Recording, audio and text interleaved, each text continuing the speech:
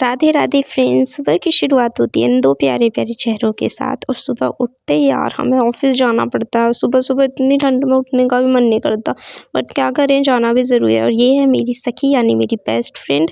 हम दोनों यहाँ पे बातें करते करते काम कर रहे थे और काम करते करते इतनी गंदे वाली भूख लगने लगती है, तो हम सिर्फ बस टाइम ही देखते रहते हैं, कब लंच हो कब लंच हो। उसके बाद हम खा पी कर यहाँ पर फ्री हुए एंड फिर हम मस्ती वस्ती करने लगी थोड़े बहुत। फिर हमने दोबारा से अपने शिद्दत के साथ काम स्टार्ट करा और काम करते करते टाइम का भी नहीं पता चला कब टाइम बीत गया और हमारी छुट्टी हो गई। छुट्टी होने की खुशी होती है वो अलग ही लेवल की होती है यार। फिर हम दोनों सखियाँ आपस में बैठे बैठे ढेर सारी बातें करते अपने स्टैंड पे पहुँचे। उसके बाद हमने बर्गर पैक करवाए और गोलगप्पे खाना मैंडेटरी होता है शाम के टाइम पर। फिर हमने अब पानी और सूखी पापड़ी लेना भी बहुत ज़रूरी है यार।